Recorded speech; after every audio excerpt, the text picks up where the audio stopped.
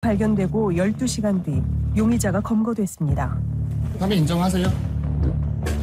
유족이 할 말 없습니까? Cet homme que vous voyez là est un monstre. Il a fait l'irréparable le mois dernier et ça a choqué toute la Corée du Sud et même le monde entier en fait. Je l'avais vu, j'étais choqué, j'attendais d'avoir un peu plus d'informations mais aujourd'hui, je vais vous expliquer ce qu'il a fait et comment cette histoire a choqué, comme je vous ai dit, le monde entier. C'est parti pour un nouvel épisode d'Histoire Choc.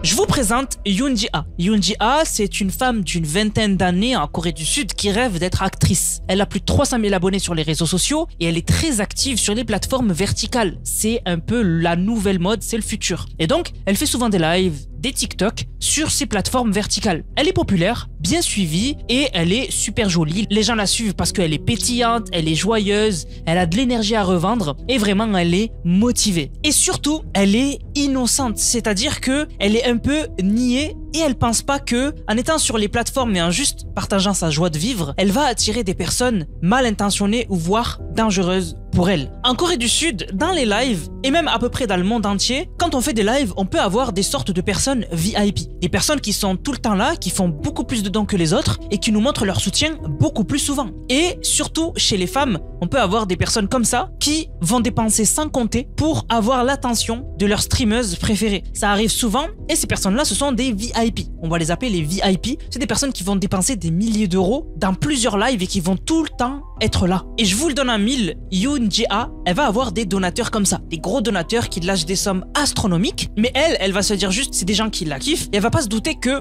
dans ce lot de personnes, il y en a un en particulier qui va aller beaucoup plus loin que les autres. Un jour, Yoon Ji-ah, elle va recevoir un message d'une personne qui a l'air d'être très haut placée dans le milieu des réseaux sociaux et qui va lui dire que il peut vraiment lui faire décoller ses réseaux sociaux et la rendre encore plus connue. Vraiment, il va se présenter comme une figure importante des réseaux sociaux et des plateformes pour vraiment l'attirer. Et donc elle va accepter et du coup, il va y avoir une sorte de partenariat entre elle et cet homme-là et il va vraiment lui promettre une explosion de statistiques.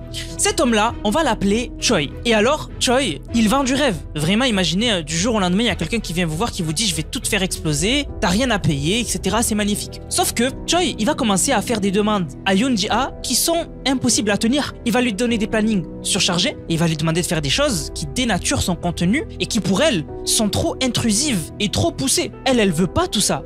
Et c'est là où cette relation toxique entre les deux va s'instaurer. Du côté plutôt de Choi, bien sûr, qui va être le plus toxique des deux et qui va lui demander de faire des choses qu'elle ne veut pas faire.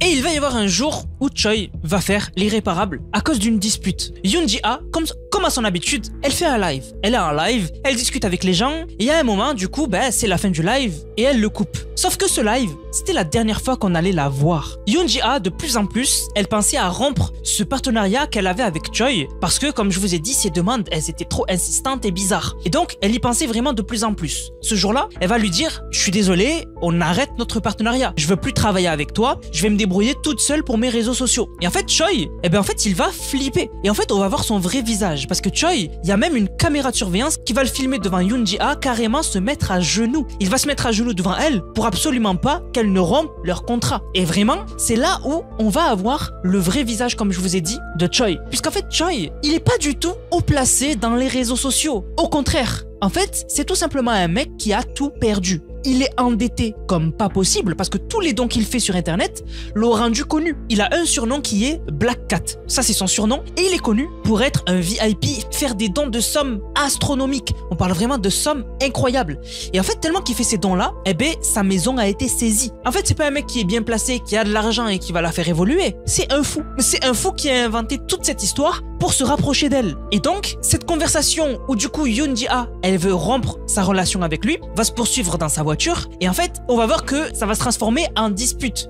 Elle va recevoir des coups et carrément même essayer de sortir de la voiture, mais ça va pas suffire. Il a plus de force qu'elle et donc Choi va la saisir par le cou et à force de serrer de toutes ses forces, Yoon Ji-ah, elle va perdre la vie. Je vous rappelle, elle avait que une vingtaine d'années. Elle était super jeune. Ce qu'il va faire par la suite, c'est la mettre dans une valise. Il va la mettre dans une valise et il va faire plusieurs arrêts à différents endroits pour pour brouiller les pistes. Au final, il va aller dans une montagne et va enterrer la valise et se barrer. Sauf que on va trouver le corps très rapidement de Yoon Ji-ah dans la valise et Choi, malgré le fait qu'il se soit caché, etc., il va être trouvé une dizaine d'heures après la découverte du corps. Alors Choi, du coup, c'est celui que je vous ai montré au début de la vidéo. C'est lui qu'on voit les mains attachées, la tête penchée en avant pour cacher son visage et il a une 50aine d'années. Et vraiment, ce qui va choquer tout le monde, c'est quand les gens vont découvrir que il a tout inventé. C'est un mec qui n'est pas du tout dans l'industrie, qui était endetté et qui était un danger pour elle. Mais Yoon Ji-ah, elle a perdu la vie parce que elle a pas pensé que quelqu'un irait aussi loin pour se rapprocher d'elle. Le pire, c'est que quand il s'est fait attraper, il a tout nié. Il a dit que c'était pas lui, etc.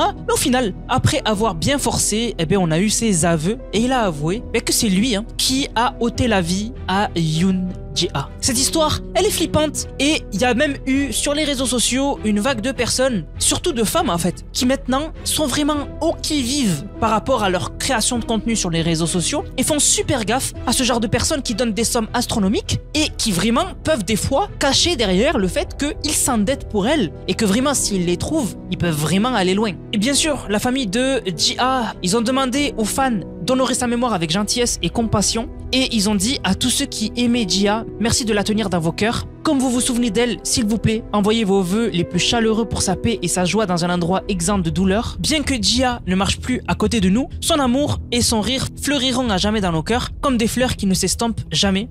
Elle sera toujours proche, comme elle le rêvait. Au nom de Ji-ah, nous voudrions exprimer une fois de plus nos sincères remerciements. Merci. Donc vraiment, les fans sont dévastés. Ce qui fait flipper, c'est que son compte TikTok est toujours d'actualité. TikTok ne l'ont pas supprimé. Et moi, c'est toujours un truc qui me fait me sentir bizarre de voir qu'une personne décédée, quand elle était connue, que ses réseaux sociaux ne disparaissent pas le plus vite possible. Parce que vraiment, ça fait une dimension bizarre de toujours pouvoir consulter des vidéos qui datent d'il y a un mois et alors que tu sais que cette personne a perdu la vie, c'est triste. Voilà.